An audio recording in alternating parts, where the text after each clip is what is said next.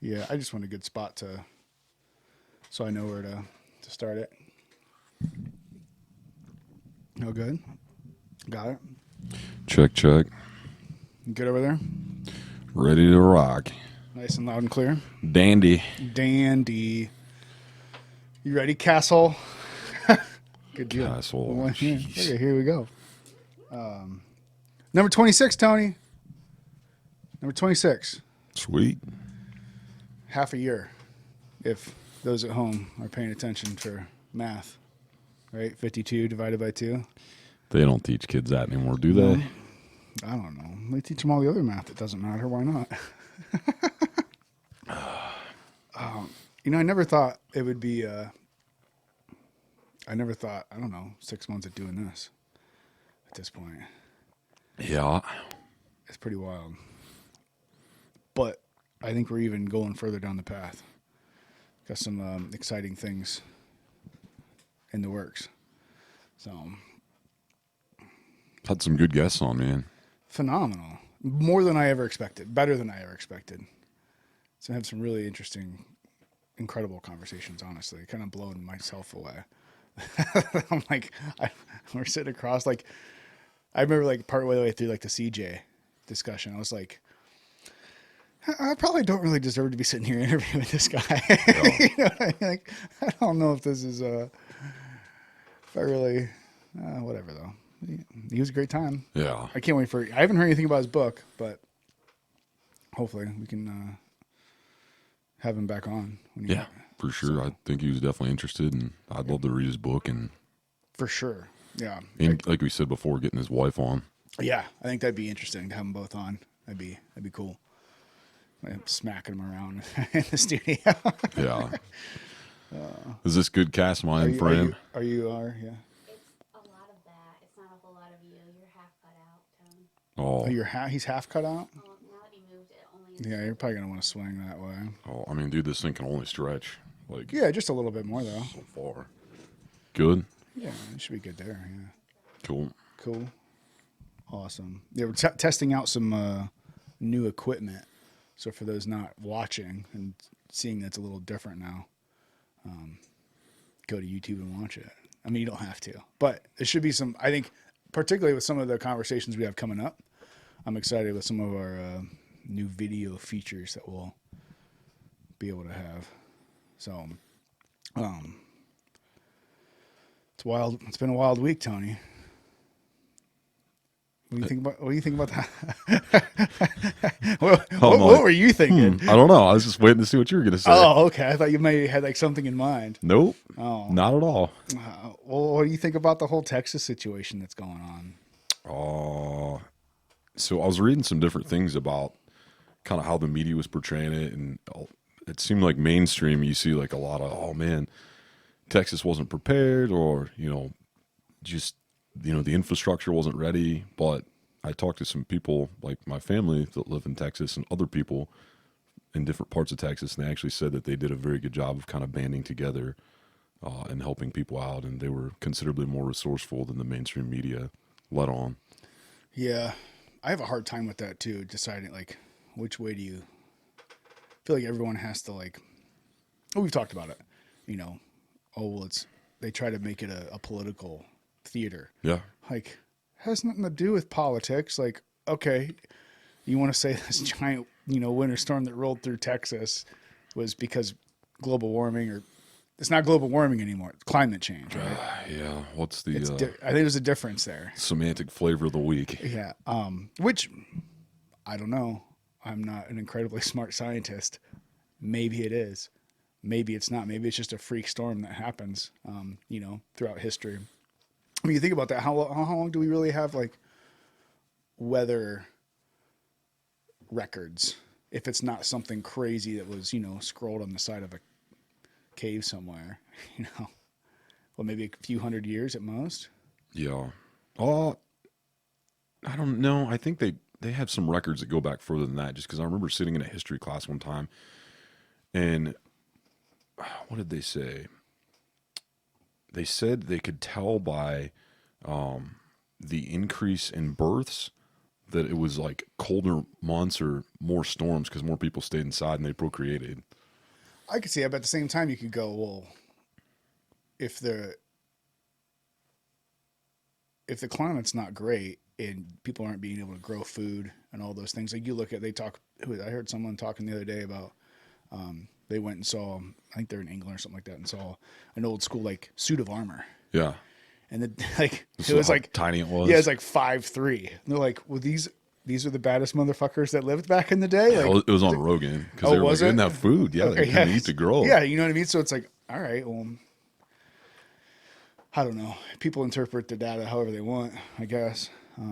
But I think it is interesting, seeing some. To me, it all goes back to, I think people lose sight of one. I've said it 1,000 times, and I'll say it 1,000 times more. How good we have it, where Yeah. we are. But two, people get so lackadaisical and comfortable that when something like that rolls through an area, they don't know what to do with it. Yeah. I mean, we mentioned, I think it was on the Rogue one. What was that, like number 6 or whatever? Where we went out to assisted with Hurricane Sandy on the Eastern Seaboard. Like, people without electricity for 3 days out there, it's fucking haywire. Yeah. People lose their minds because their ice cream's melting. True. They're getting in like fist fights and fisticuffs and gas stations. That's what I was going to ask. Was anybody looting in Texas? I don't know. I didn't- Everyone's too cold. Can't move. I don't know.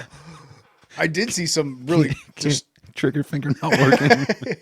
I did see some destroyed houses and stuff like that, though. When you think about like part of the infrastructure is not prepared for that because they've never seen it. You know what I mean? They're talking about the windmills freezing and houses that just weren't used to having snow on the roofs, and it's a big mess. That's why it goes back. It reminds me of the Glenn discussion. That's why I like living in Ohio. Oh, yeah, you're ready for everything. You get a little bit of everything, except Yeah. for massive earthquakes and floods for the most part. Yeah, or what do they call it? A haboob? Is that what it is? What's a haboob? I think it's like a giant sandstorm. Oh, yeah, we don't have any of those. Cass, you might have to look that up. Yeah, is it haboob? I don't know. Yeah, I don't know. I could have just. yeah, and just Just made made words that up. I saw a post. Actually, it was by CJ the other day. It was like a throwback to when I think his first time over in Iraq, and it was something along the lines of like about to enjoy my first sandstorm or something like that. You could see the rolling in. Ooh. But yeah, I don't think we're going to see any sandstorms anytime soon. At least I hope not. They talk about global warming. Yeah. if Ohio turns into a desert, we're fucked. It would be. Haboo. Haboo? Yeah. You wanna watch Just slide it over. but it's videos. You can just slide it over so we can see it.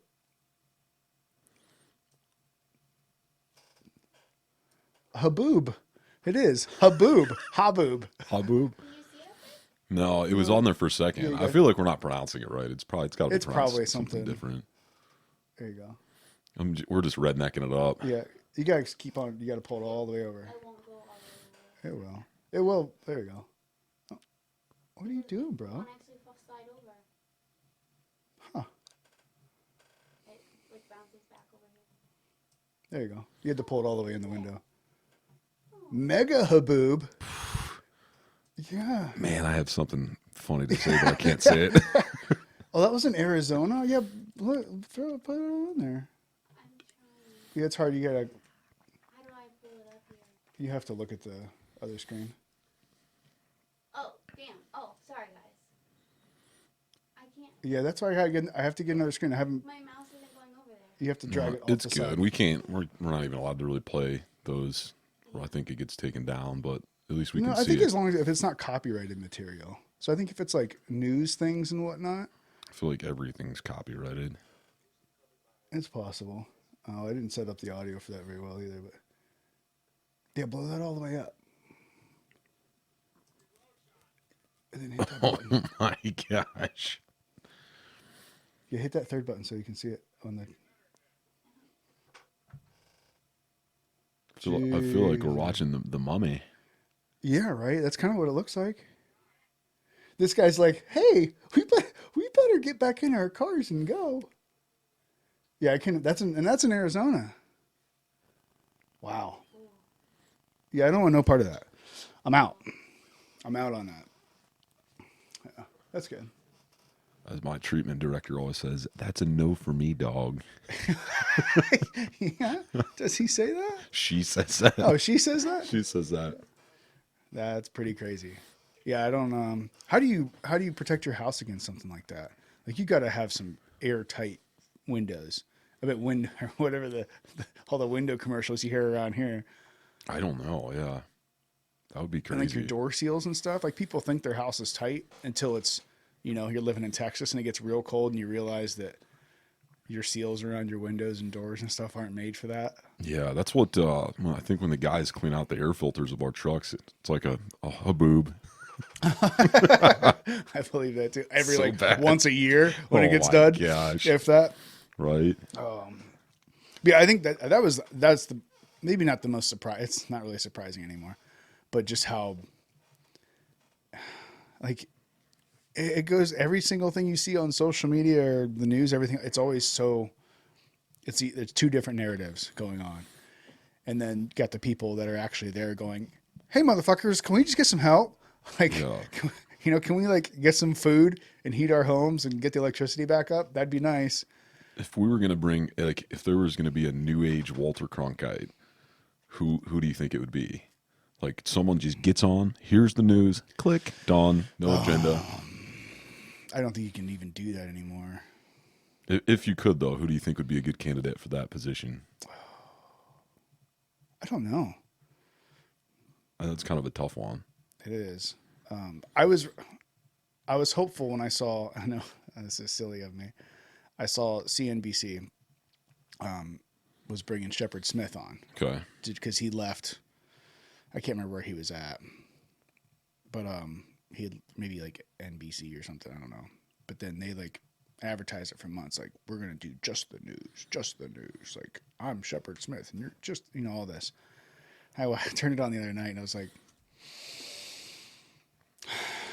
this is not just the news, guys. Like I might as well be watching CNN. Like, or Fox, but just, the other way around. Like nobody can do it anymore. I think it's the money. I think it's In what way the money? the people that are paying them, the network owners, and Oh, it yeah, all yeah. trickles downhill. So they're not allowed. Did you ever see that video of the anchor? I can't remember her name now, but she was talking about the Epstein thing. It was like 6 months before maybe even more. Might even been almost a year before the Epstein thing broke out. Yeah. And there's a leaked video of her talking about you can tell she's like almost in tears. She's like pissed off and emotional at the same time. She's like, we had it all. She's like, we had everything. She's like, we had the logs of the plane. We had, I can't remember if she said Bill or something like that. No, And, I did see that, she's I like, think. and they just shut it down. They just shut it down. We had everything. And then it was like, Yeah, now look probably at it. because her CEO was on the Right, because list. his name was on those Yeah. flight logs. Oh, Bill, isn't that your name right there? The audio doesn't match up. You're like half a second off from the video. Is that That's fine. Yeah, I'll fix all that later. I'll do all that. But yeah, it's just like, just because who's paying the bills, who's paying for the narrative. Just like the Texas thing, you turn on one news station, and it's like climate change. The other station's like, Biden shut down the Keystone pipeline. Like this is what you get when you have renewable energy. It doesn't work. Like we need gas and coal, and we got to burn dinosaurs to stay alive. Like, but it's like, man, let's work out something in the middle of here. Yeah, I did like on Rogan with Elon Musk how he kind of clarified that like he's never tried to demonize anyone that's been in the oil and gas industry, and he's not even trying to, that's not his agenda. Like he wants Right. to supplement. He's just saying that, hey, at some point we're going to run out of Right, at some point. these natural resources, and so we need to do something else to supplement so we don't use them as quick as we're using them now. And I'm like, I don't understand why everyone can't just play ball and they have to like, oh no, we have to make it completely green, or we have to. And like we've discussed before, the whole green thing is a joke. Like, Yeah. how green are you? Is it really when you've got, you're burying turbines after 2 years? You're, getting rid of these batteries, the mining. Yeah. Just to get the materials for Yeah, the batteries. cobalt, the lithium, the nickel, and Yeah. Well, I think it's something you said there. I mean, we need to look towards some kind of, future energy. And he's really good at that too. Right? I think I listened to that one, and like he was just saying, like, look, like, we're going to run out of this stuff eventually. And I think a lot of people, it's funny if you listen enough, Elon, when he says eventually, I think he's probably thinking like, oh, probably a couple thousand years, or maybe even more, maybe 10,000 years. He never puts a Yeah. number on it. Yeah. But when people are like, he's like, oh, we're going to run out eventually. People are like, oh, see, Elon said we're going to run out of oil like tomorrow. Like you're not really listening to who you're listening to, Yeah. But like you said, he's like, we need these things. It's not going to happen overnight. Like, so why don't we start taking baby steps and, Sure. develop those things? But Well, he'll be all right though. I mean, he can just hop back in his mothership, right? yeah, I'm telling you, dude. I think he's. Did you listen to the? I think it might have. Maybe it was that one where he was like, when Rogo was like, what do you think about just if Alien just came down right now, and just parked it in Times Square or something like that? He was like, oh, this is interesting. This is new news. Yeah, and that's all he his said. response was Yeah, it's like, oh, hilarious. this is new information. That's what he said. Well, this is new information. Like, Rogan was just like, "That's how you respond." yeah, I heard that. I started dying laughing. Yeah, because he knows it's not new information. Yeah, Elon's an alien. For sure. I've said it before. I know you have. I know you have. I'll double down on it too. I told you, I sent you that text this morning. Yeah. I was like, Bitcoin. it's- What if Elon is an alien and he is also Satoshi Nakamura at the same time? I got a theory. Oh man, we just got lumped in with Alex Jones on YouTube. No, just joking. I'm not saying it's a real thing. I'm just No, I saying, know. as a theory, think about it. Elon comes on the scene, and especially now, everything's going to technology, right? Yeah. So you have Bitcoin, you have Tesla, the EVs. He's the richest man in the world now. He's going to space. He's trying to put people on Mars. Man, it just all kind of lines up. Maybe. And maybe he's from the future. Maybe that's what it is. He's coming back, or like the aliens are like, we got to do something with these apes because they are just screwing shit up. We got to get them on the right path, get them to Mars, get them flying out in space, get them some money that's not some dollar bill that their governments just print off and out of nowhere, just shooting money out for no reason. You don't think that's a good? I don't know. I feel like anything goes at this point. No, you never thought about it though. If Elon's an alien, No. No. am I really the only one? No. Oh, I'm sure other people have definitely thought it. There's probably a whole like Reddit Oh, subthread. probably. Musk is an alien. Probably. Well, I mean, too. I will say because we talked about Bitcoin Yeah. before, and I think a lot of people don't understand. Well, let me back up a little bit. So we're on number 26. Obviously, we've talked to a ton of people about, not a ton of people, like 20 people, about different things. And, there's some people, a couple times we've had people on, they don't know what to think of the podcast, or they view it as this or that, whatever. And I guess, for me, I'm curious. I have a genuinely curious personality. And I like having theories. I like thinking about things. Because if someone's going to mention something to me, it's like, okay, well, how? Like aliens. All right. Well, I don't think they're just coming down and picking, Jeffro up and probing him and see you later, buddy, and like dropping him off, or like living amongst us as a whole. Like, all right, like, well, what's some plausible theories that could, like Avi Loeb talked about? I don't know if you listened. Yeah, that's the the space debris that like propelled itself in a direction that it shouldn't have. Yeah, and they think it might be from a different, an intelligent, species or whatever.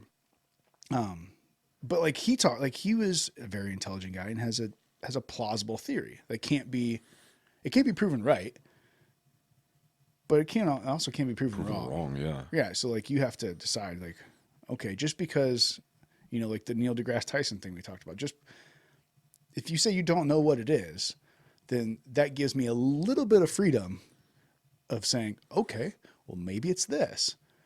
You can't say no, it's definitely not that. Well, how do you know? Well, we don't. Well, like, what the hell's going on? But I guess our kind of goal is not only to bring voices to people and have discussions, get to know them, what they're about and kind of propel them, but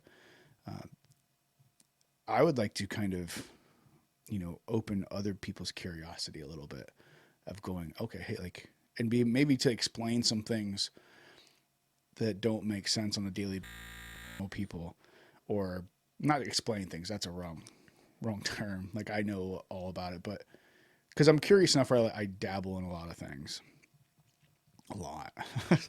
But so I think it's one of those things where I've had really good conversations with people that, they say, oh, I don't worry about that because of this, or I don't think about this, or I don't worry about that. I'm like, why?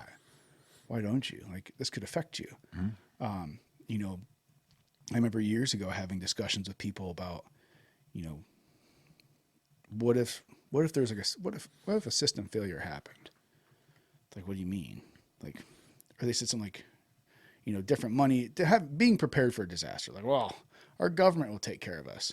Literally, somebody told I was like, oh, really? Like, this is when things are going really well, obviously. Yeah. I was like, you really believe that?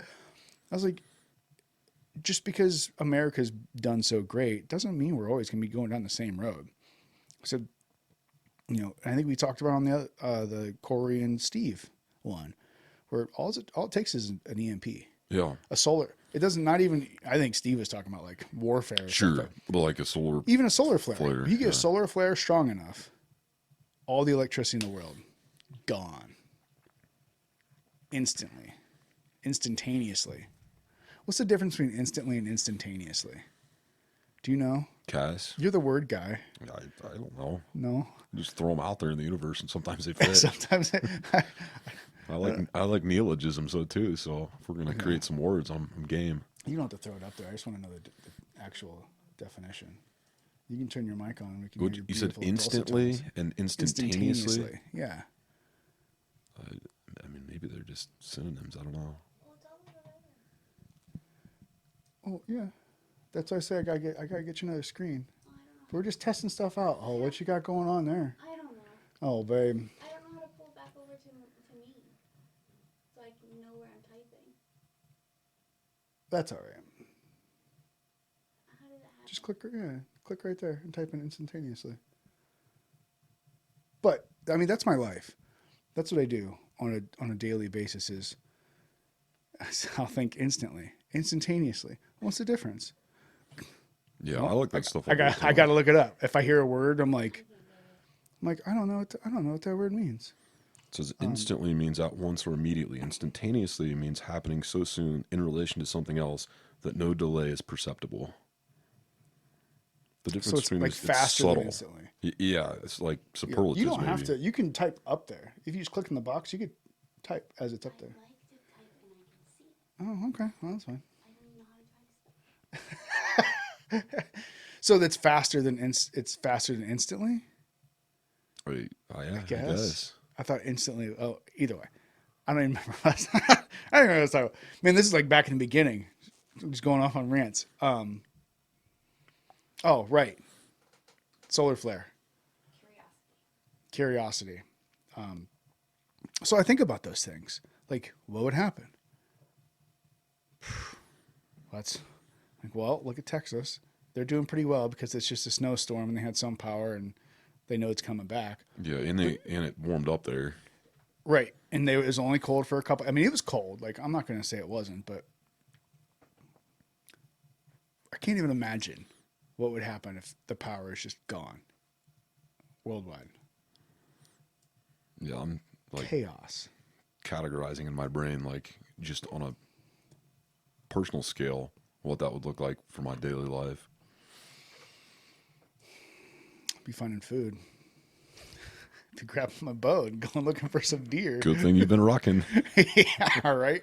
Oh man, this morning was brutal. We did. I think we did just 5 miles this morning in like 2 hours, but with that snow on, man, Oh, yeah. and going up those hills, oof, brutal. But so I put that same logic to aliens or whatever. The stock market. We've talked about that. Like I got on that boat this year. I think that's every day. Like, I don't think there's been a single day for like 3 months that's gone by where we haven't talked about Bitcoin or the stock market Yeah, well, it's or aliens. no, I'm joking. Yeah, we don't talk Joking about aliens all the time. But well, to me, the stock market is tied into and see a lot of people look at the stock market, and I always thought like I never looked into it because it was always like I have no idea what that shit is. Like I tried years ago, and it was like this is so boring. I can't even. Yeah, I can't even. But then I got a bug, and then I started realizing that the stock market is so much more than just a bunch of dudes on Wall Street, or gals on Wall Street, just throwing money back and forth, or whatever, or Wolf of Wall Street type. All I could think was just Quaaludes and crashing helicopters. Yeah, right. But it's like a temperature for the environment of those people and the mindset of the population in a sense. It's one temperature gauge because obviously this year the stock market has been completely disengaged from everything else going on. Yeah. And I think that's what kind of pisses people off, hence the whole like GameStop deal. And everyone's kind of heard about that, but it's essentially a bunch of people on Reddit got together and realized that these hedge funds were doing something that put them in a tight spot. And so the people were like, hey, let's really put these guys in a tight spot. And so the people kind of, rebelled against Wall Street. And was Wall Street pissed? And that was the funny, like to me, that's the entertaining thing. It's not like what was actually going on, but watching the news and like the reactions of everybody. Yeah. And you hear like these politicians, like they just testified to was it Congress or something? Yeah, just the other day.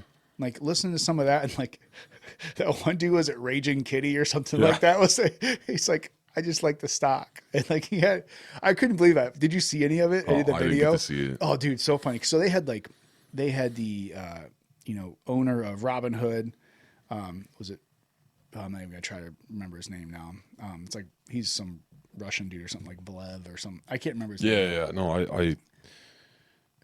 because Elon interviewed him like right after. Oh it went yeah, down. they talked on that. Because he said it wasn't a liquidity. liquidity problem, and you said it was a liquidity problem. Yeah, that was but it's a whole thing. But then like there was the owner of like the hedge fund that was on there, and then one of the main guys on the Reddit group Yeah.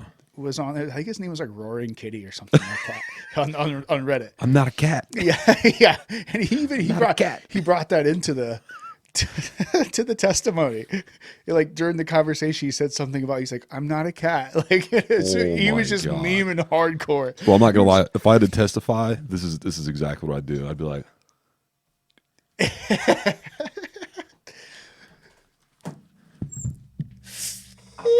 I plead the fifth. Fifth. Phenomenal Chappelle episode for sure. 1, 2, 3, 4, 5th. Oh man. But like all he has, like you see all these people, they're wearing suits and they're, every single time they get asked a question. That's an excellent question, Congresswoman. I'm so excited to be able to answer that for you. I'm gonna have to circle back around to that. Yeah, no, there's none of that. I'm joking. But every single time they're like, "Oh, that's a really great question. Thank you for that question, and I'm excited to answer that." And it's like, can we just cut the bullshit? Like, Yeah, just answer the question. just answer the question.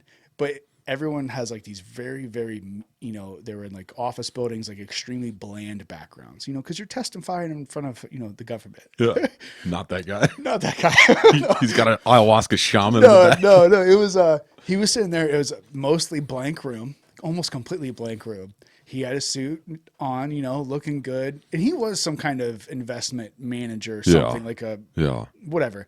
But off of like his left shoulder in the very, very back was the bandana that he was wearing in the picture that they've been showing on the news. Yeah. Like why they pick that picture of him just to make him look ridiculous. Probably. You know what I mean? Like, Well, like you said, there's always a narrative and someone's pushing something. So yeah, but like I saw that and I was like, there's no way that dude is some kind of investment manager, and that's the only picture that they could find of that dude. Like, get the fuck out of here. But regardless, he had that hanging there, and he had a picture of a cat grabbing onto something, and it said,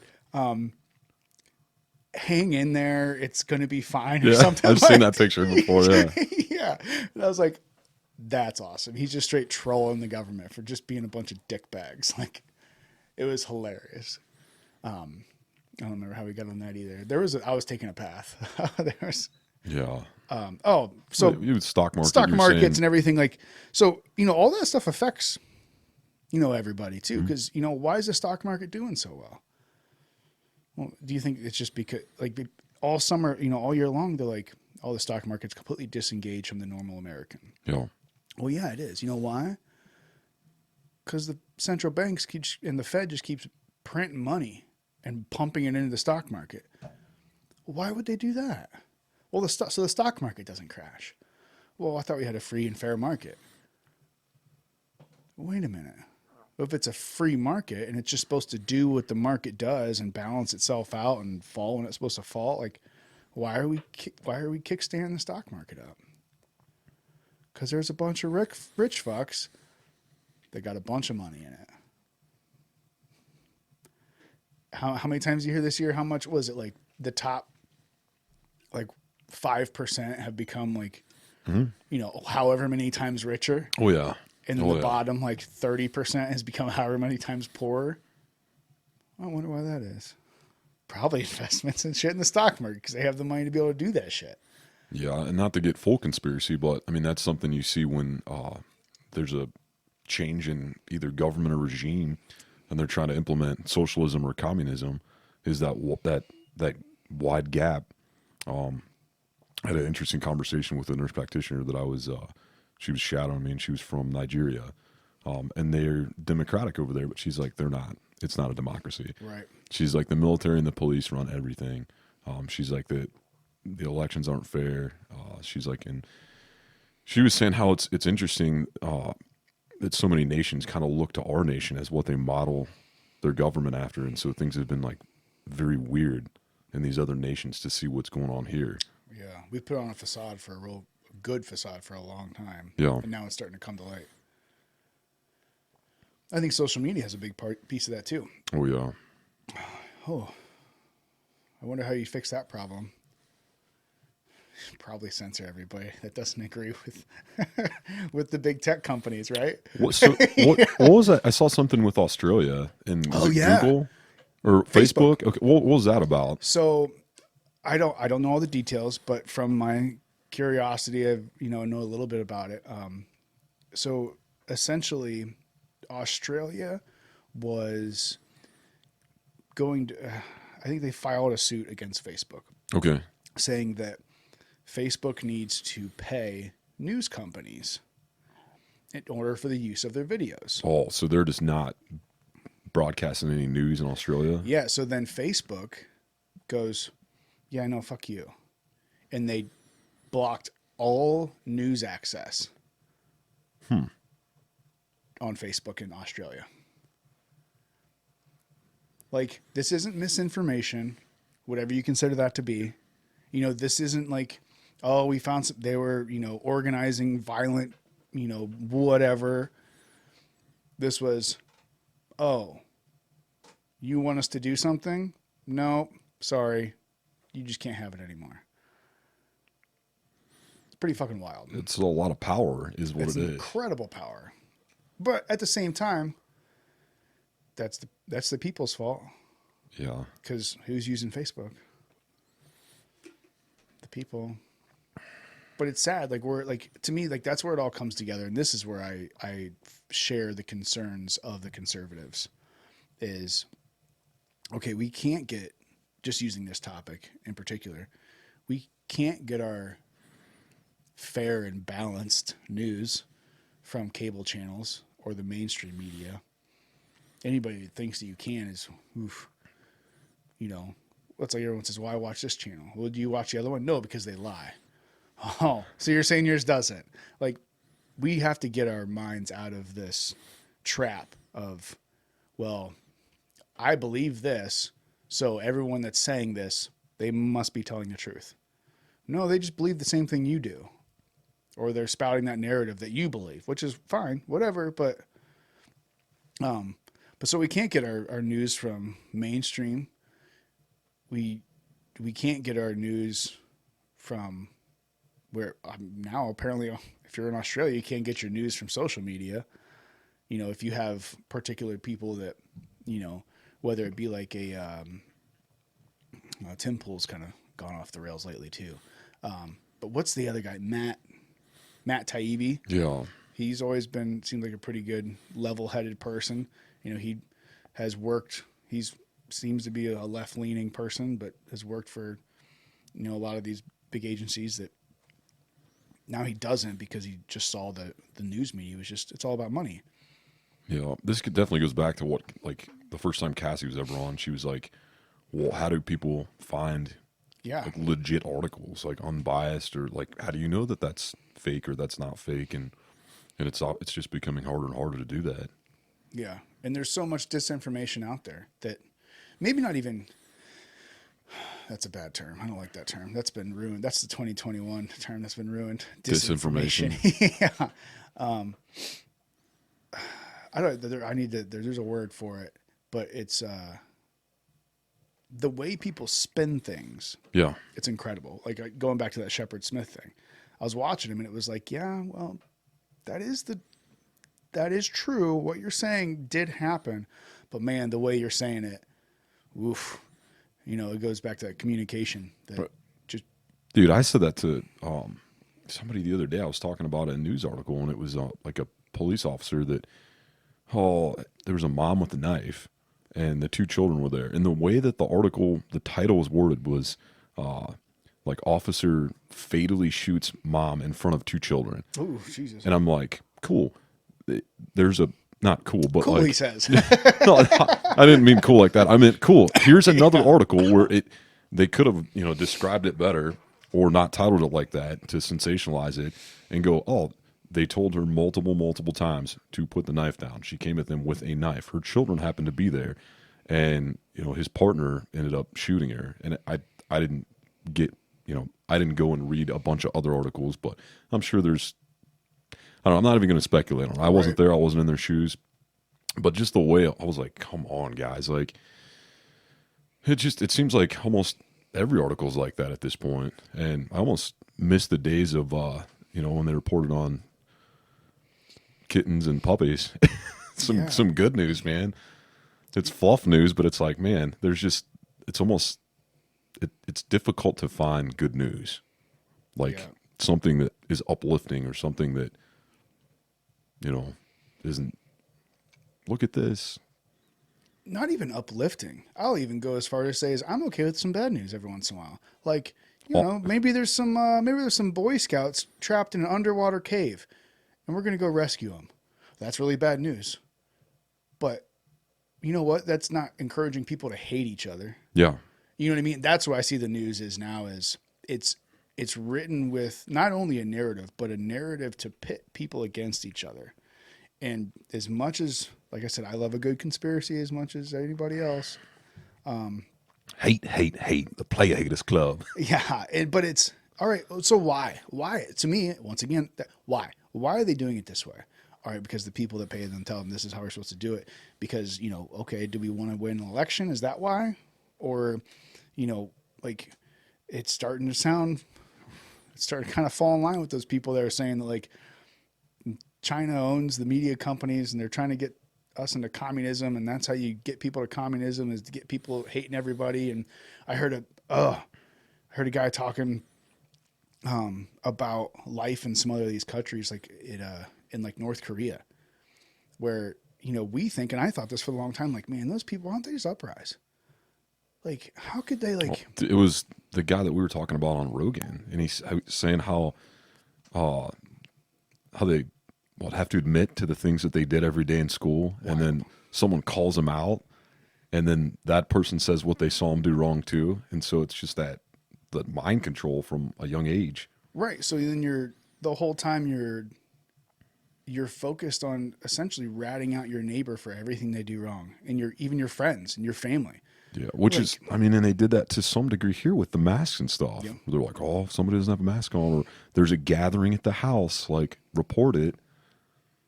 Yeah. Well, I think it was maybe it was that same guy he was talking about when he lived in New York his whole life. And anybody who's been in New York City, you don't get much more diverse than that. Yeah. And he said the first time I saw something I've never seen in New York. And for a person that lived in New York their whole life, that's a bold statement. Yeah. And he said, I saw a dude standing up right like over top of this Asian man that wasn't wearing a mask, screaming at him, "Where's your mask? Go back to where you came from." And it was like, he's like, whoa. Like, there's so many things wrong with that. Like, one, if you're that concerned, why are you getting up on somebody? Yeah. Because you're not concerned about it. You just want to fucking scream and berate somebody and feel good about yourself. Wild. How soon till they're going to try and take the guns? Ooh. It's coming. That's got to be the next chess move. And I hate that argument too, because that's always every single time a Democratic president gets in office, they're going to take your guns. Like, I think it's a little bit different this time though, man. Just the changes and how rapid the changes have become. And, are they going to target ammunition, magazine capacities? And like I said, I not a conspiracy theorist, but it's weird, man. The school shootings kind of disappeared, and I wouldn't be surprised if something like that popped back up, or something where they could use that as an agenda to target that. Yeah. Well, I was thinking about that the other day. We had that conversation of the school shooting, or the school shootings disappearing. Yeah. And or maybe not disappearing, but not reported on as yeah. widely. Well, we did that, and I remember thinking about after we talked about it, and I remember thinking, well, one, the obvious rebuttal to that is nobody's in school right now. Nobody's in school right now, which totally get. But you know what is going on? School age suicides through the fucking roof. Yeah. So I get all that. But the other day I saw it was on Biden's Instagram. Because I follow him too. Gotta keep up with old Joe. Probably not hard to keep up with. I'm sure he's not the one doing it. Because could you imagine if Biden was actually running his Twitter and his Instagram and stuff? It would be the exact opposite of Trump. Like, one a week. It'd be amazing. Just eat some ice cream. Comedic gold, though. Go on, Pop, eat some ice cream. He's a bad dude. Come on, man.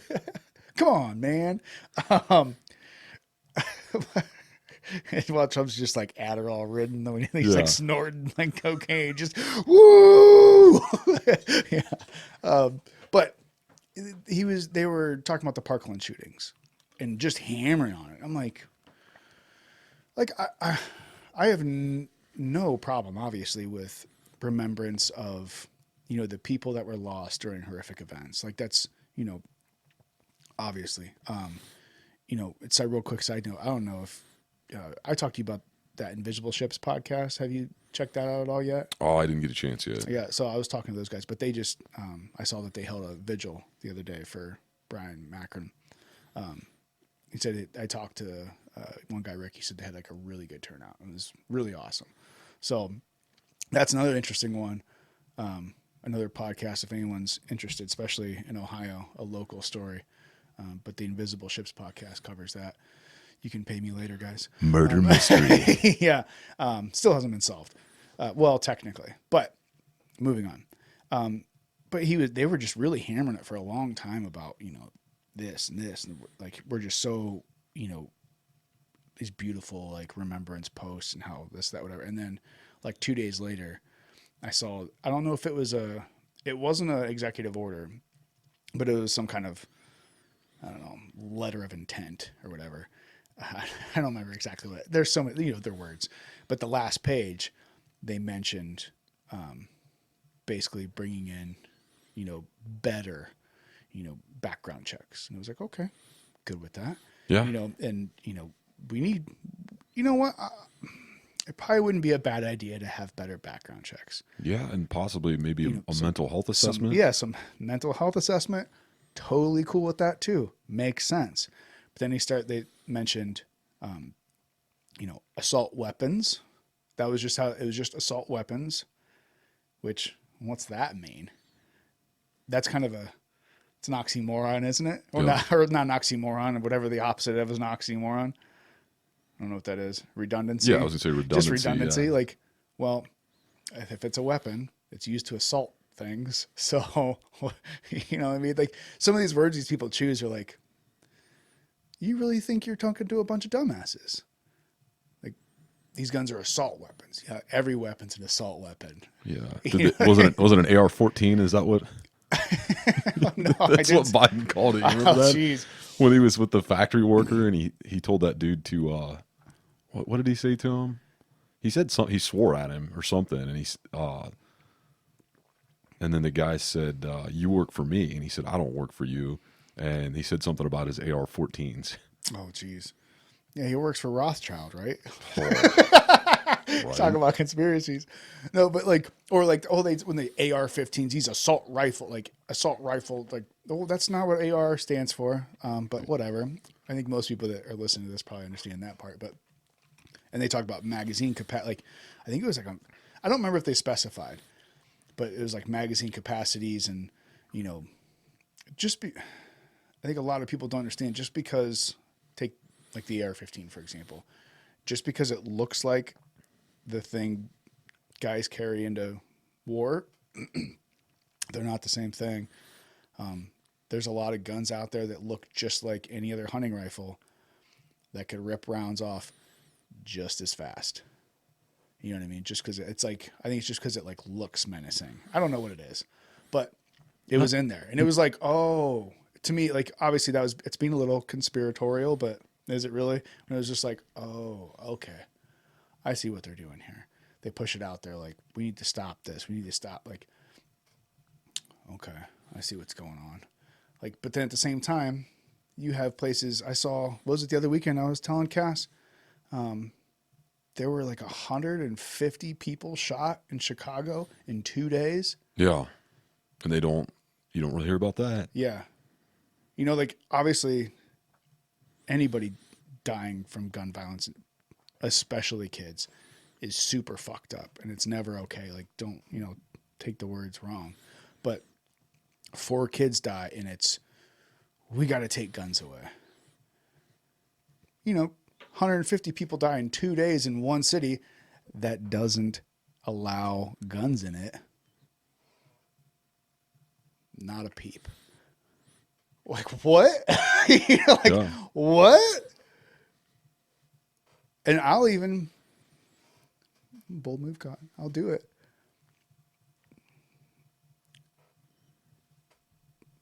A handful of black people get shot by cops in a year, which is terrible, absolutely awful.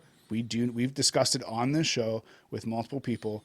There does need to be some kind of reform with the police, or, better training, Sure. Better equipped, all of those things, because that shouldn't, unarmed people, period, should not be shot by police officers. Yeah, in therapeutic evaluations. Right. Like all those things. Therapy evaluations. Sorry.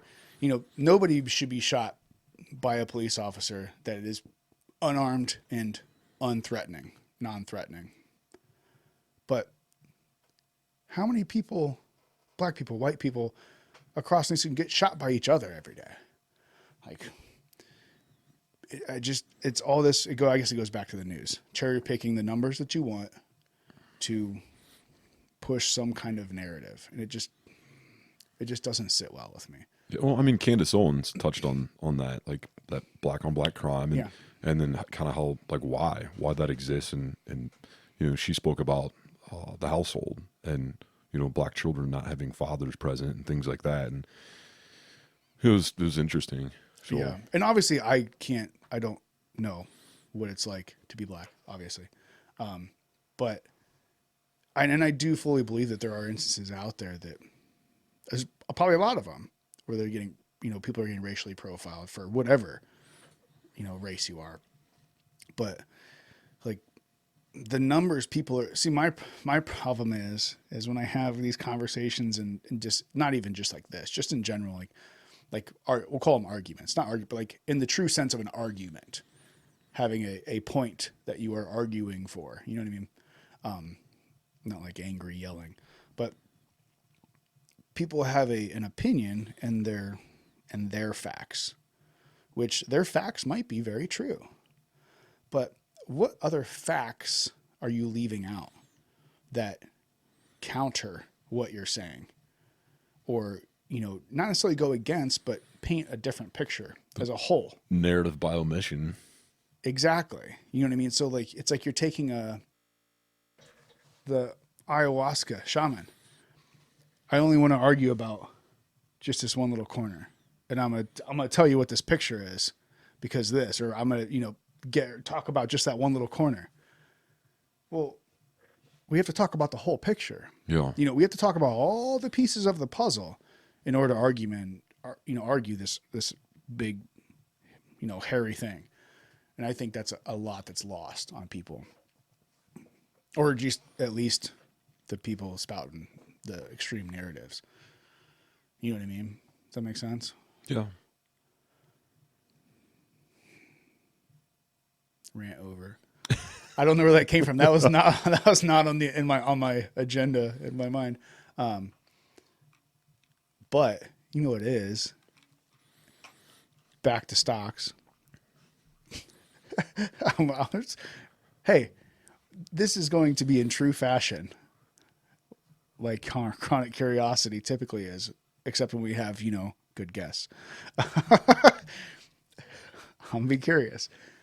Stocks and the market in Bitcoin. So we've mentioned Bitcoin, but we never really talked about it. And I think a lot of people don't understand what Bitcoin is and what it could be. You know, when Bitcoin first came out, I thought it was the most ridiculous bullshit ever.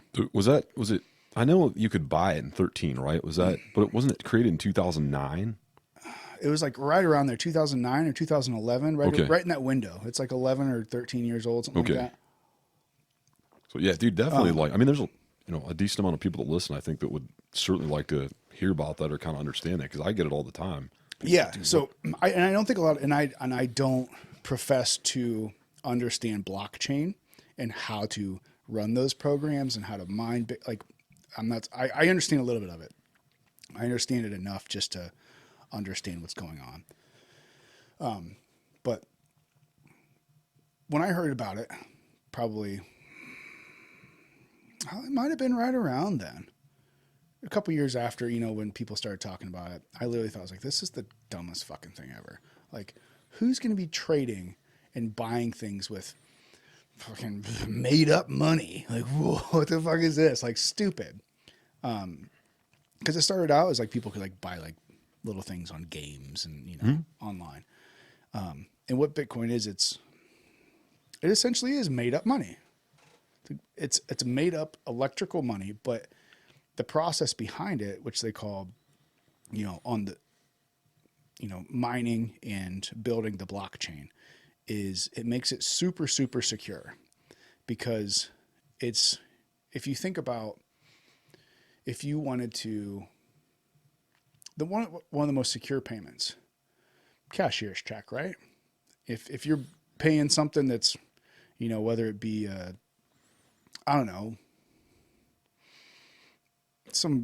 I don't know. I can't think of a good example right now, but a lot of times like people make you pay in cashiers, a cashier's check or Buying a vehicle or buying something, a bigger purchase. right, a and- bigger purchase or like a purchase with like a government facility or Mm-hmm. something like that. They make you pay in cashier's check.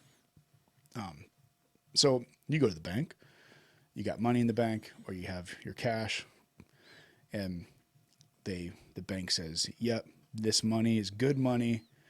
They write out this cashier's check. You take it to the place.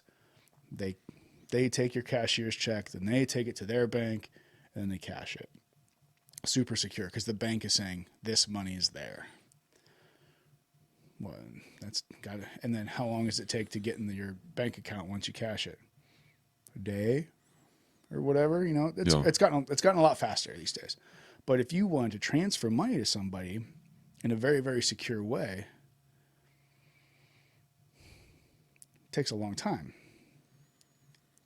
Even if you're not in person to person, and I can hand you $5, you know what I mean? It's even if I'm sending you a PayPal thing or whatever, it takes a couple minutes, but not too long. But to get that money, you got to transfer it into your bank account. And that usually takes about a day. Not bad compared to how it used to be.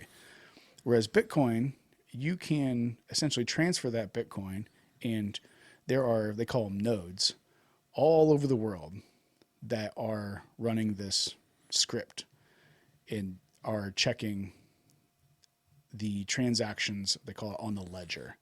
So every single Bitcoin transaction gets recorded on this online ledger and it gets verified by all these nodes. So it's not just this one-to-one deal where, hey, I gave you this, and that goes back to the, what's it called? What we were talking about the other day, the double spending. Oh yeah. That's very, very hard to do. And that, I never even heard anything about that. Like they talked about it was a possible double spend. Like But Bitcoin take this huge dump, and it was like, I think it was the narrative again, man. Someone trying to push. yeah, well, that's what I said. Like when I looked into it, it wasn't verified, and it was like for like $25. Yeah. Like as of right now, Bitcoin has over $1 trillion market cap. Like so, they're not even holes. They're theoretical problems with it. So, dude, hold on. I want you to keep explaining Yeah. this, but what if, like, you're talking about this blockchain, you're talking about Bitcoin, like mining. I think that's still confusing for a lot of people. So, like, did someone start it, and then all of a sudden, like, is That's there one of the most interesting is parts. there a finite amount of these Bitcoins? Is there lots of them, unlimited amounts, since they can print money? Like, I think those are the things that people need to hear. Okay. Yeah. So Bitcoin was started by, which I think I already mentioned his name, Satoshi Nakamura. Yeah. And No one really. That's a pseudonym. Is that what that is? the interesting thing about Satoshi Nakamura is nobody knows who he is.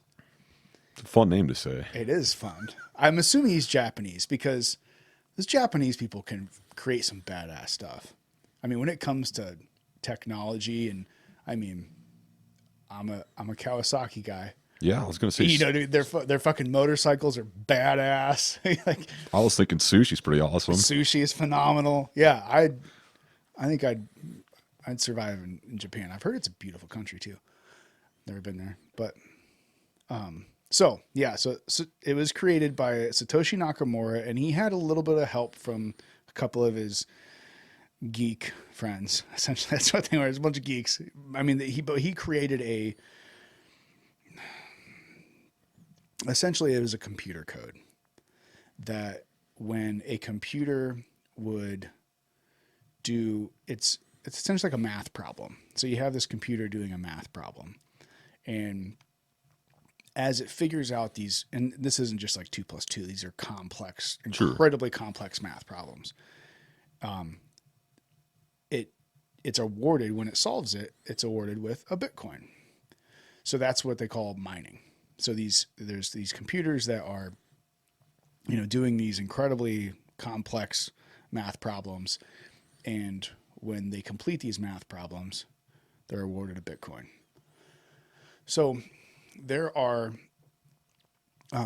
21 million Bitcoins. That's the cap, because That's all there will ever be is 21 million Bitcoins. And it's kind of like prorated.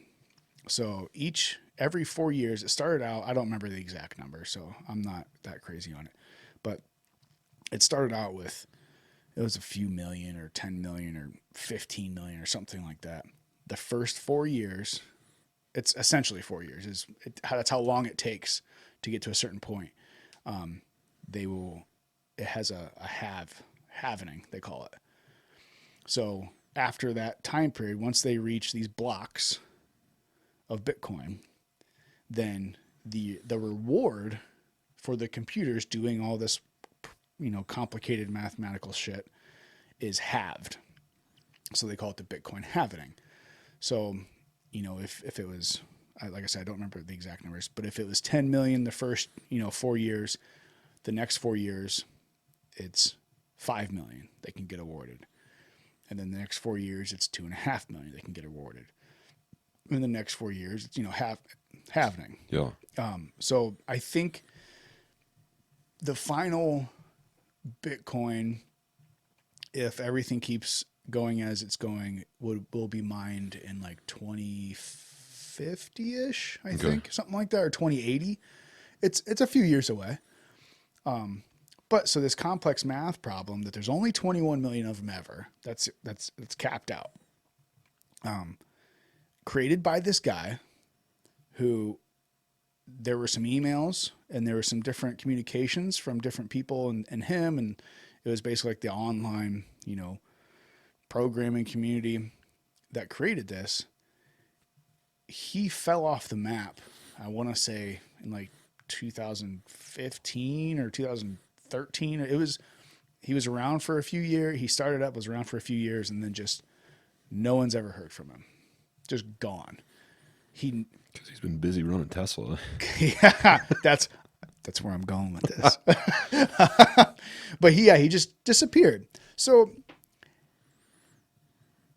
I got some thoughts. Yeah. We'll get there. But so the Bitcoin thing. So there's only 21 million of them that will ever be mined. It's created by this person that has disappeared. And even if he was around, he doesn't control Bitcoin. So this is what they talk about decentralized. So when you think about a good way to look at it is comparative to like the U.S. and the centralized banks. And a lot of people don't know this either. The central banks of the United States, they're not a government facility. It's not ran by the government. But the Fed obviously works closely with the central banks, which you want to talk about fucking corruptness. How come bankers never got thrown into the lawyers and everything else? Because I was growing up, it was always like lawyers and politicians are, shady motherfuckers. Yeah. Who's more shady than the person handling your money? It's the root of all evil, right? That's what my Bible said. I don't think that's exactly the way it went. But Well, it's a form of the love of money is the Yeah, root of all there you evil. go. I know. There you go. I remember it, Tony. I know you do. But back to the Bitcoin. Back to the Bitcoin. So these banks, that's like what's been going on lately is the government goes, hey, we need stimulus. Hey, we need this. Hey, the stock market's going to crash. The central bankers are going, hey, we're all like, we don't have the money that we were playing with that we didn't actually have. Kind of like the hedge fund managers with the GameStop thing. They were borrowing shares of something. Yeah. Basically, can you give us more money at no interest so that we can charge interest and make money off of it? So, because we're working on borrowed money, so we need more borrowed money. And the Fed goes, yeah, sure. That's what we need to do, keep the economy alive. And it's tough because if the Fed didn't print that money, we'd be in a world of hurt. But you know what? Maybe people have been allowed to open up their businesses. That's where the weird conspiracy shit comes in. Yeah. But yeah, different day. Centralized, so it's someone stands to benefit from it. It's controlled Someone's by a system. running Bitcoin decentralized. Nobody runs it. Nobody even can touch it. They can't. They've even tried to do the nerdy thing and kind of rewrite the code, and they call it a forking because it, forks like a fork in the road. Mm-hmm. And when they did it, it's called like Bitcoin Cash or something like that. I Yeah. think it's a fucking flop. Nobody can touch this thing, and it's ran autonomously. So it's set up that way. It was designed that way. Nobody benefits from Bitcoin unless you own Bitcoin, and a bunch of other people own it. Okay. So do you want like explain the blockchain technology a little bit too, if you can, because I know people hear that word thrown around, and still I think there's still a lot of people that are going to listen and go, well, yeah, that's fine, and you explained it, but like, why in God's name would anyone? Why would anyone invest in this? Like, I haven't heard you say like where the real value comes from. Like, the fiat currency is supposedly backed by something, which once again, Right, we another can talk about conspiracy. that too. Or, you talk about, hey, I bought shares of Tesla. Well, Tesla makes these vehicles. Right. That's where the value comes from, or something that provides a service. Well, that's where that comes from. So I feel like people are going to kind of want to know, like, well, how does it have value? How does it like? Why would I invest in that? Right. Also, can you explain why it would be beneficial that these computers are doing super complex math problems and then they're earning a Bitcoin? Like, what? How is that beneficial? And to someone wanting to use Bitcoin, and the difference between having your money in the Bitcoin stock versus actually using Bitcoin for your She's got all own types of questions. financial, your currency, I guess. Yeah. Does that make sense? Yeah. Because it doesn't make sense to me at all. Yeah. So the blockchain, and this is, I don't know it in depth. I don't know how I don't know how it all like essentially Sure. works, Well, because I mean, those are smart people Yeah, doing that. at a minimum, layman's terms. Right. Like So just, the blockchain is there. So like I said, the mining is the computers doing the problems. And this is, I could probably get a little bit of this wrong here or there, but I guarantee anybody asking the questions that you're asking knows a lot less. So they're going to learn something. So don't take this as verbatim, go do your own research. But essentially what it is the blockchain is formed by writing that ledger, or not necessarily. The ledger is the forget that. Rewind.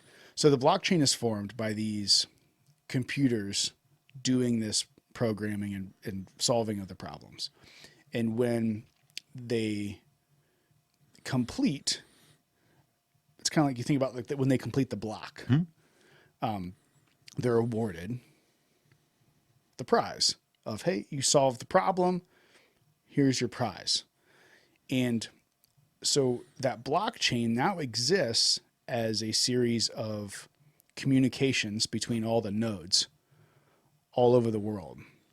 So now it's almost like if you think about their kind of building a record, and through that record, all these nodes across the world in this infrastructure are talking to each other and saying, hey, this person said, hey, this is 2 + 2 = 4. And then the other node goes, yeah, 2 + 2, I agree. The other nodes go, yep, 2 + 2, I agree. Yeah, boom. And then this thing keeps on getting bigger and bigger. okay. I probably screwed a lot of that up, but it's kind of the idea is that this blockchain it's a block of all the chains of communication and this structure that it's building. It's very, very complex. It's kind of like not quite like quantum mechanics. You know what I mean? Like it's very different. It's a new thing that if you're not involved in it, if you really aren't like head first into it, it's really difficult to understand, because it's not relatable to anything else, because it's new. Yeah. You know what I mean? So, but through that, when in that blockchain, any type of transaction, if I'm going to send you a Bitcoin, or I'm going to send you, whatever, all of those nodes on that network have to talk to each other and agree that this transaction is happening. And it's not just that one bank, or it's not just these two. It's literally systems from around the world are going, yep, yep, yep, yep, I confirm this, I confirm, and then it gets transferred, because throughout that transfer, it's being confirmed by a ton of different sources, hence the decentralized. So when you have that decentralization, if somebody were to try to fool the system or try to double spend Bitcoin, or double send Bitcoin, they'll send one and then they'll try to send the other one right after, and then all of a sudden there's two of these paths out there, and the system goes, no, like this, that we don't agree. There's two things that match up, like that shouldn't, this is a piece in this program that doesn't line up. So that's why it's that super safe deal. So I think that's kind of the blockchain piece of it. I don't know. What else did you? Oh, I think just like what gives it value, I guess. So, the value. I mean, that's a huge one because people, Right. Well, I have a really good thing. Sure. So, but before that, so what is the benefit of mining? So mining for these computers is what gives them the reward of a Bitcoin. So say it's kind of like gold. Think about, there's gold in the ground. What do you have to do to get it? You have to mine it. You have to dig it up. So that's why they use the term mining. So these computers are essentially like excavators and all these different processes which we get gold.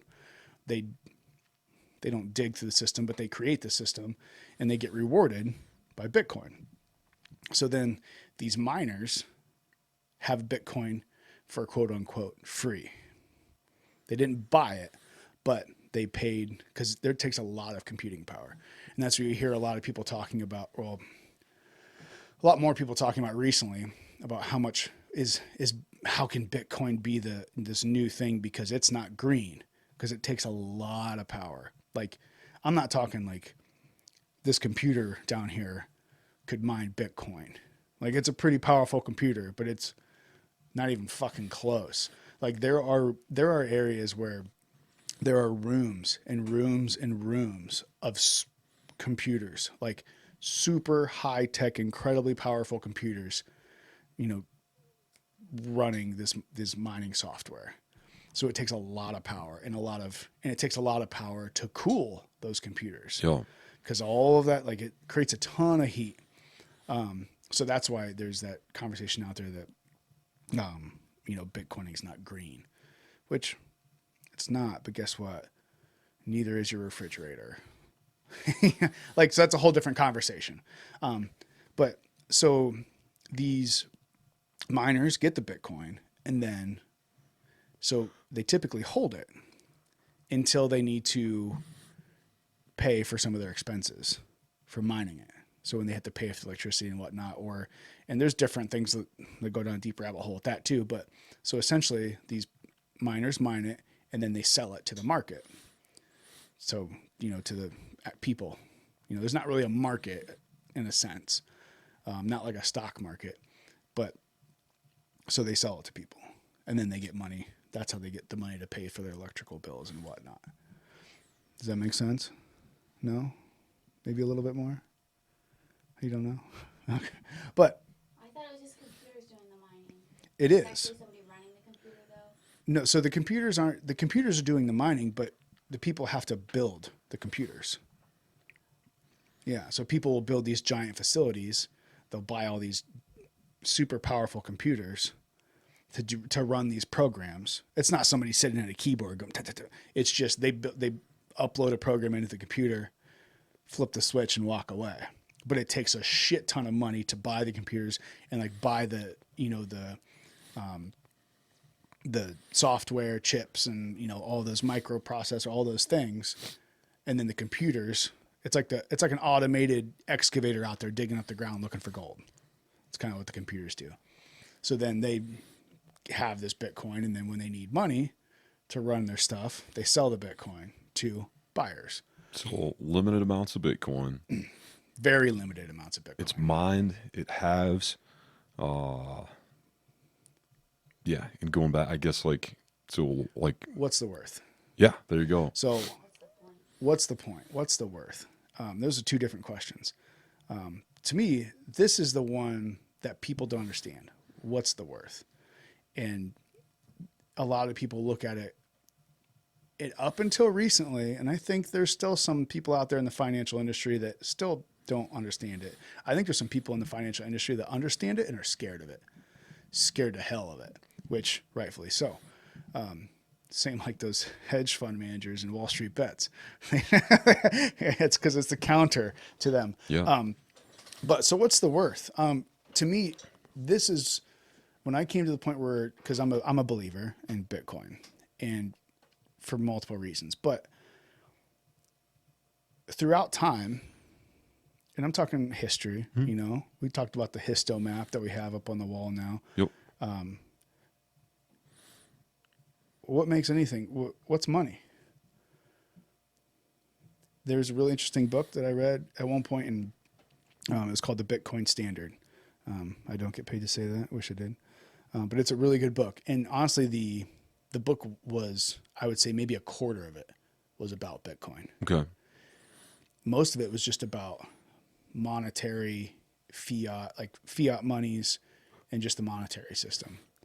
And I mean, there was a time where shells, like Yeah. seashells, were money. Yeah. Like I mean, that's, with the Indians and stuff. yeah, and they were that's how trading. people paid for stuff. Because why? Good trade. Yeah, because it was worth something to somebody. You know, if we got hit with a solar flare or an EMP, what would be worth money? What would be worth something to you? Anything that helped you survive. Food, Yeah. clothing, shelter, Water. That's a good one, right? That's what's going to be worth something. So if I have an extra sweatshirt, but I don't have any water, and you got a case of water and no sweatshirt, we don't use money. Yeah. We barter because something's worth money. Sure. So as civilizations, develop, they start creating money. Well, why? Why do we create money? To pay the people that make things for us, right? Because if we were hunters and gatherers and we're just out there, killing our own food, or we worked as a tribe, like some of those, everybody works together, kind of like communism, but not as cool or cooler than communism. Everyone works together. The hunters go out and get the food. The clothes makers stay back and make clothes with the, whatever they killed before. And, people are built, if you're not living in a community that's everybody has a role to play, which today there's a lot of people that can't play a goddamn role to save their life, literally. Yeah. So the government does it for them.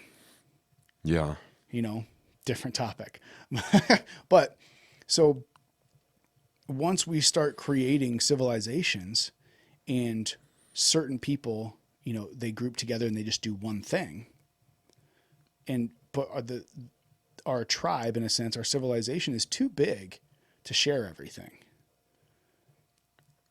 So you have, the Industrial Revolution, in a sense, once it gets that far, that people are working, you have somebody that, I make shoes for a living, but I don't know anybody personally that, hunts or grows vegetables. So now I have to have a medium. I have to have a fiat. I have to have a currency Yeah. to take to them and say, hey, I want some of your, beans, or I want some of your, whatever it is. So civilization has created this fiat, this currency that we can trade back and forth. Well, like I said, multiple points through history, it was all different things. And that's what, like, that book really helped. Like, really, it was more of it was more like a history on, the monetary system, about through time, whether it be whatever nation through whatever history has spent this kind of money. So for the longest time, gold and silver, Yeah. right? Why? Because it's precious and it's Sure. it's in short supply, and it's hard to get. Most people can't just go out there with a shovel and dig up some gold, Sounds very similar to something that we're talking about. right? So, as in my mind, playing this curiosity, theory out, as we go on, and I heard an interesting theory as well today, actually, that, you know, the American dollar hasn't been, right now, the American dollar is the world's currency. That's what everyone holds their reserves in. The American dollar up until what was it, like the 70s or 80s or something like that, was backed by gold. Mm-hmm. It's not backed by gold anymore. Why not? Well, because we found a way around that. I heard a theory. The guy was talking about, well, it was backed by oil. That's why oil is, if you can't tell that the oil market is just completely fucked, it's, he was talking about how essentially that we got Saudi Arabia to only deal with their oil in dollars. Well, what's the world need? And what's Saudi Arabia got that in spades? Oil. Yeah. So if we were able to control the oil and that oil can only be traded in dollars, well, might as well, that's what you got to trade in. And, once you're able to build that civilization big enough and strong enough to be able to push other people around, now your dollar or your currency, whatever it is the fiat, is the, what people keep. Yeah. So moving forward, and now we're getting close to Elon here in my theory, but what's moving faster than anything else in this world, and as we're developing? You're talking tech. Technology, right? You look at, you consider that. You look at the last, what was that? Still running? All right. Well, had some technical difficulties there.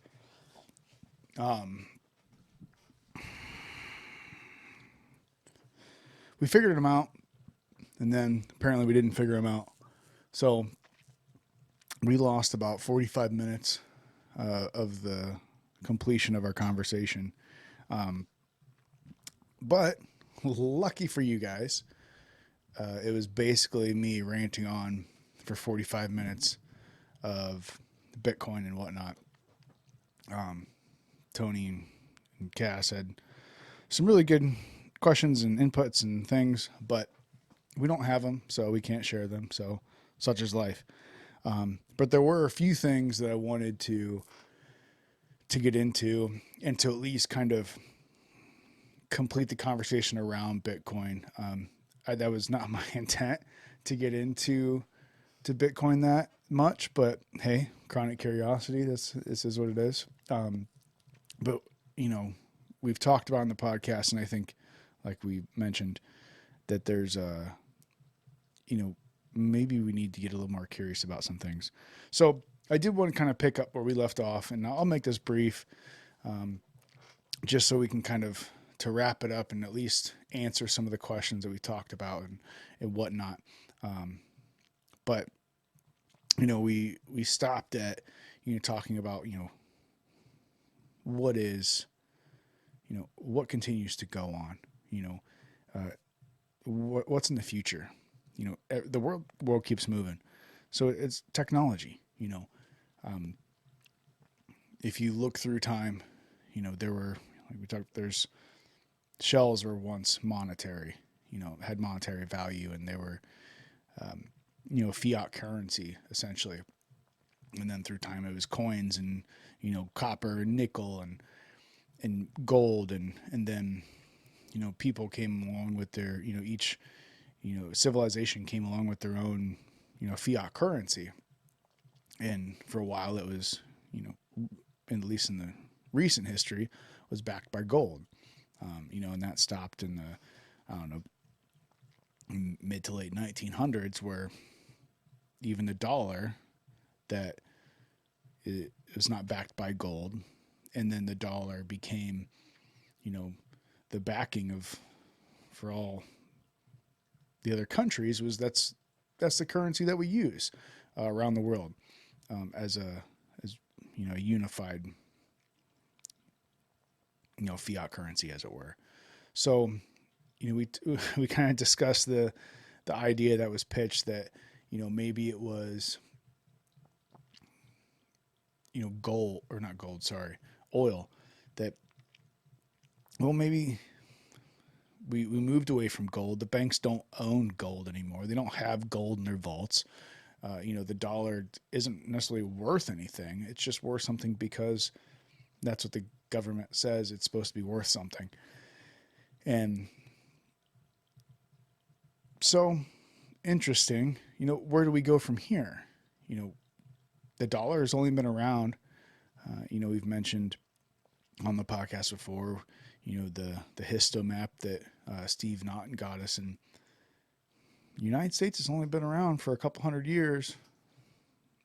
The world's been around a lot longer than that. So what's next? And that's kind of the approach that I take with Bitcoin, and the thought of, okay, what's next?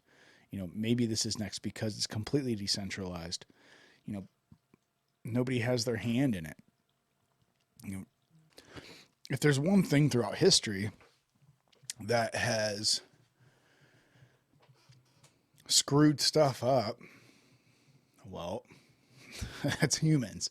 So when we look at the stages of our evolution, we'll call it, there's a time where we traded with seashells, and there's a time where you traded with gold coins, and then it became paper money, that's backed by gold, and it's become paper money that might be backed by oil from Saudi Arabia. But what's next? We're not going to stay the same. If you really want to be honest, we have two options.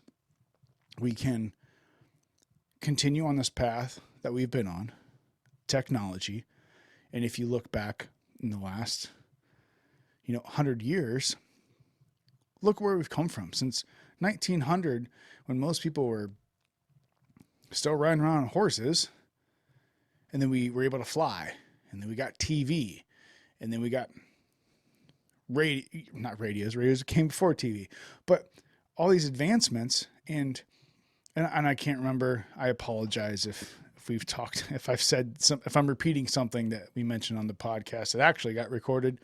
But I remember I asked Tony and Cass,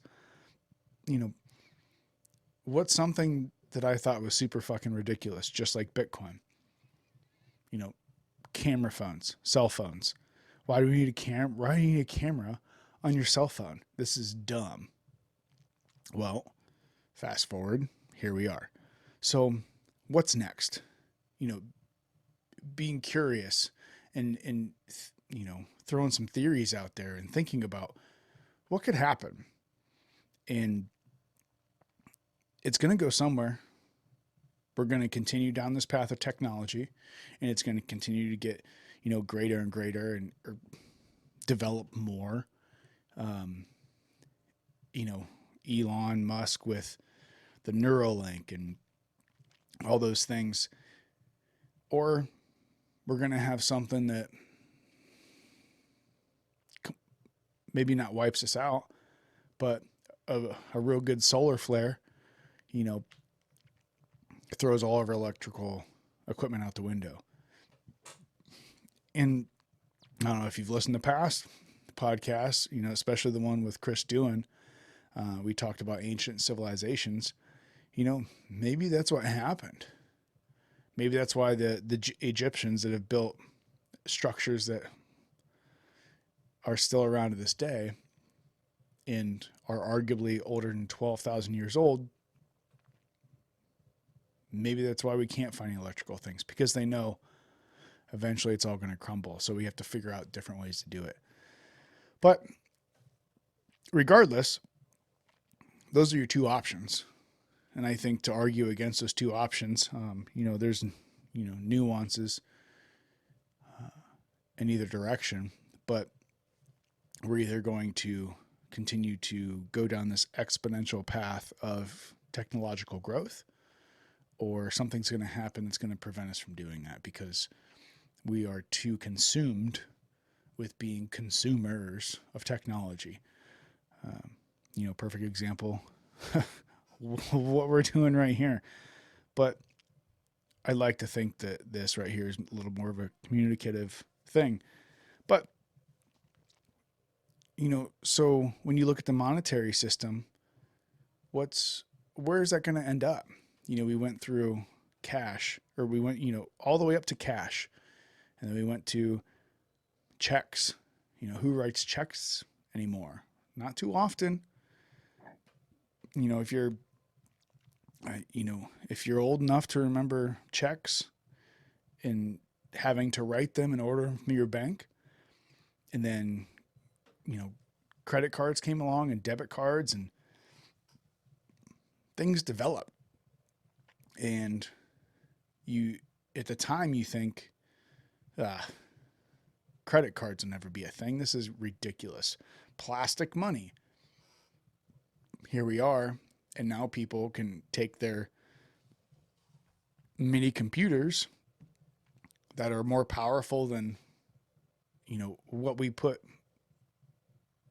people on the moon with. Arguable as well. But and we have them in our pockets. And now people can just hold their phone up to it. Boom, paid. Or send people money digitally. Oh, just like digital money through PayPal and Cash App and whatever app Venmo. We're sending money digitally. We're just sending the dollar digitally. But when it comes down to it, the only difference between a Bitcoin and a dollar digitally, that is that a Bitcoin has nobody controlling it. And the dollar, with the Fed printing money like crazy, central banks manipulating things, the stock market, the GameStop thing that we just talked about, all of those things. That's why, maybe this is worth a looking at, that it's super secure. And I think maybe we talked about that in the part that we lost, about how, nobody can crack your Bitcoin code. But there was a person just recently that had $220 million worth of Bitcoin that they couldn't access because they couldn't remember their password. And even hackers couldn't get to it, versus your phone or the banks or whatever it is. It's a very, very secure asset. Maybe it goes to zero. Maybe it doesn't. Maybe it goes to millions of dollars, because it's just that next step in our financial evolution in being able to connect with the entire world, of having those, that monetary value. But I think those are two of the main factors that,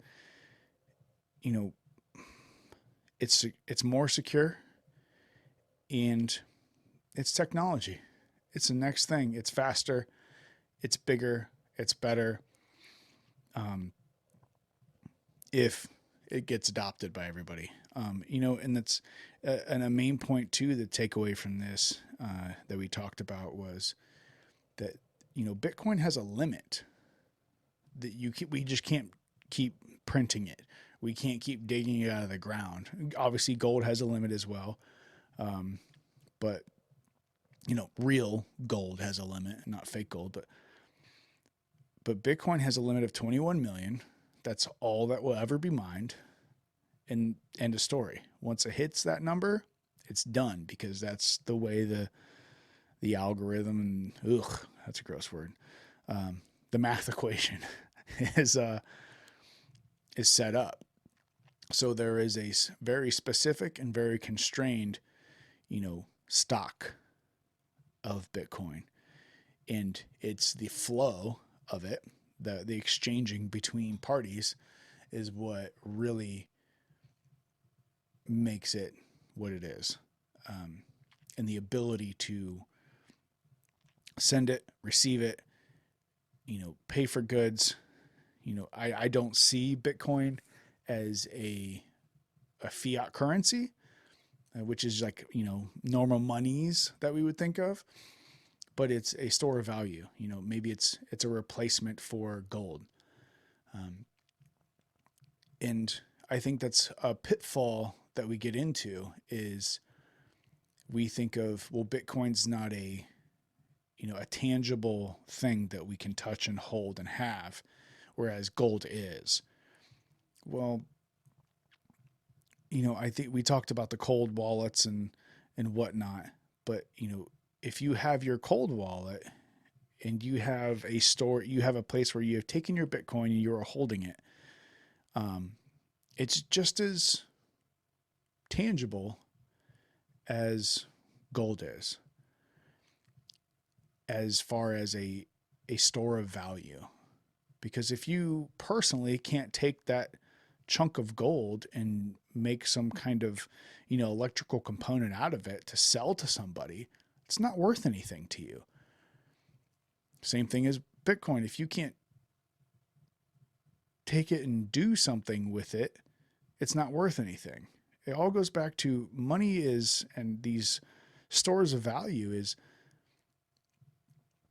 it's this group acknowledgement that, hey, we're going to say this is worth money.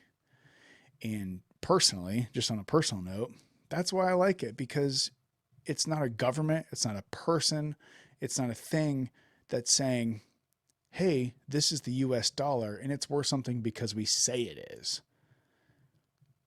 It's a collection of people, a lot of people saying, hey, we think this is the future and we don't care what the governments say, because show me a government that's not corrupt and I'll show you something that's not a government.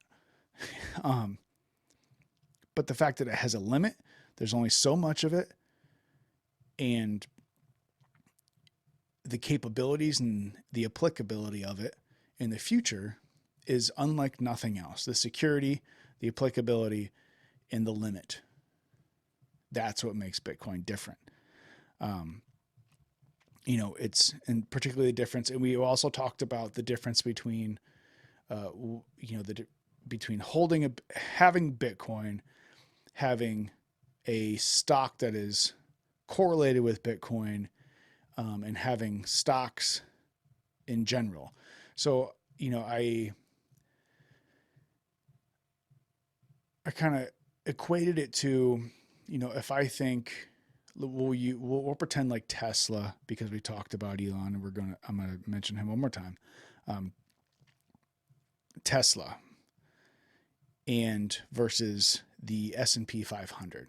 So the S&P 500 is a stock exchange that exchanges the top 500 stocks according to that exchange. And ironically, it's the Standard and Poor S&P 500. So the top 500 companies that the S&P exchange says these are the best companies as far as profit margins and this, that, whatever, and all those things. So Tesla is part of the S&P 500. So you can buy a ETF. It's an exchange traded fund. And it's basically another company saying, hey, we're going to buy a piece of all these companies that essentially mirrors the S&P 500. And as these companies are successful, this ETF or this mutual fund is going to be successful because we have, it's not just one, but for simple example, we have one share of each of these 500 companies. So they have 500 shares, and you can purchase into that ETF, the exchange traded fund. You can purchase into that fund at whatever dollar amount, and you get a portion of all those 500 companies. So it's kind of like an average of how well they're doing. Whereas Tesla is more like Bitcoin.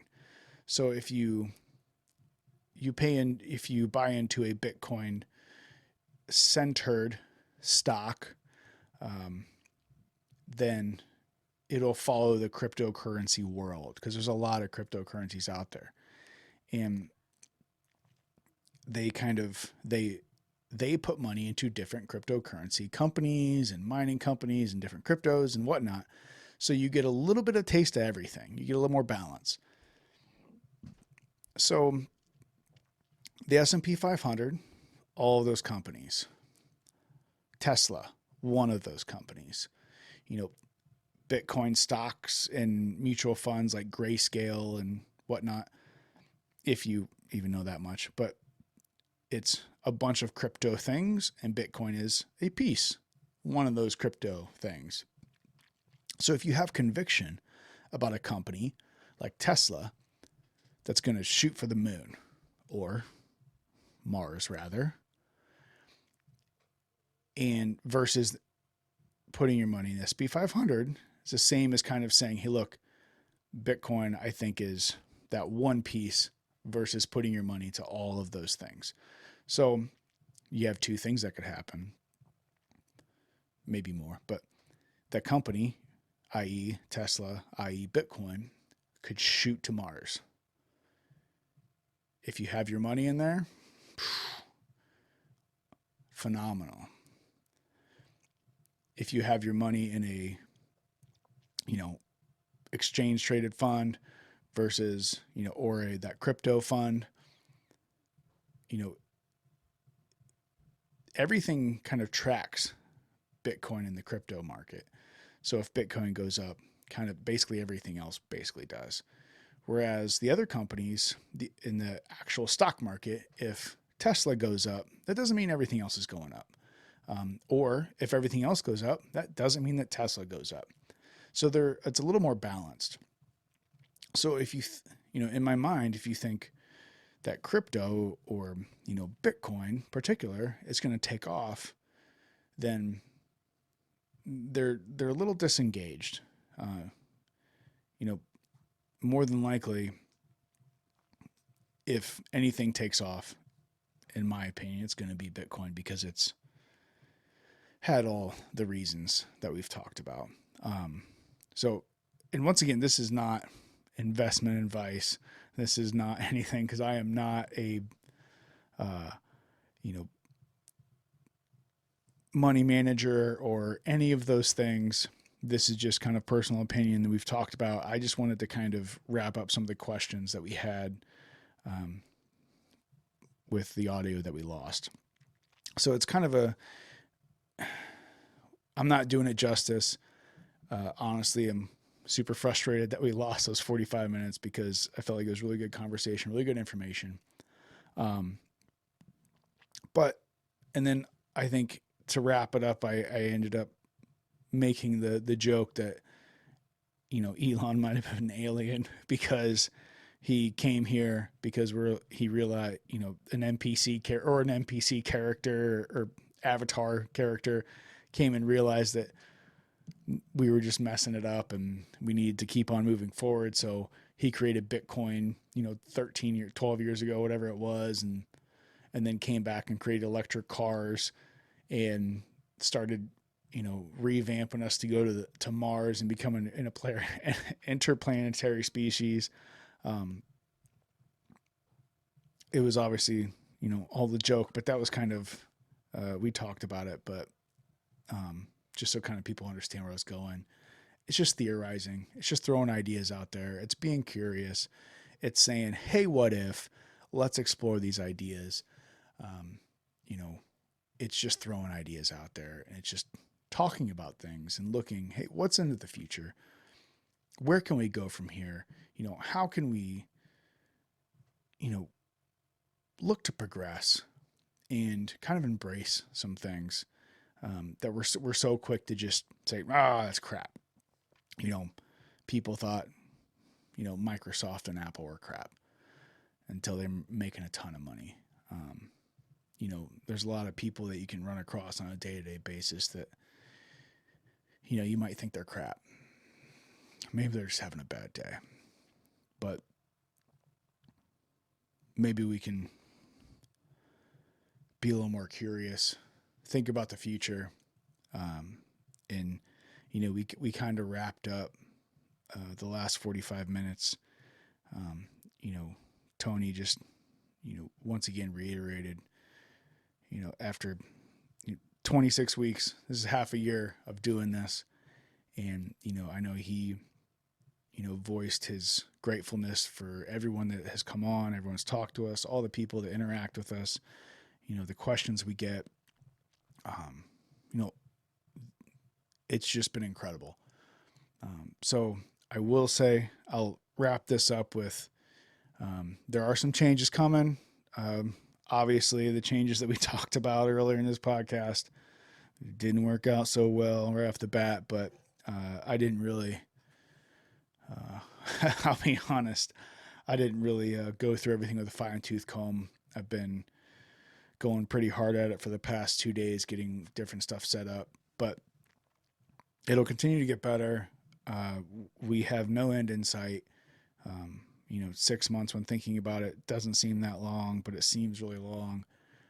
We have a lot of really cool things coming up and a lot of more interactive things that we'll be doing. But there is a website up now, chronic-curiosity.com. There's not a lot on there right now. Basically, it's just a main page, and we do have our kind of 6 months in review video. It's about 11 minutes long. It's on there. So check that out just to hear from some of the guests that we've had. But keep an eye on that in the future. There is more to come. And we cannot be more grateful to everyone that's joined us, and more excited for everyone that will. Thank you. Stay curious. And one more thing. Do all the likes, the subscribes, the comments. We love all the feedback, and even more so the feedback. There is a contact page on the website. We'd love to hear questions, anything you got, comments. Send the hate if you want. I won't care about it. But if you have any questions or topics or, whatever it is, we'd love to hear from you. Reach out. We're on Instagram. There's all the links on the website. And please, this is all about interacting with each other. So visit and interact. chronic-curiosity.com. Link is in all of the things. Thank you.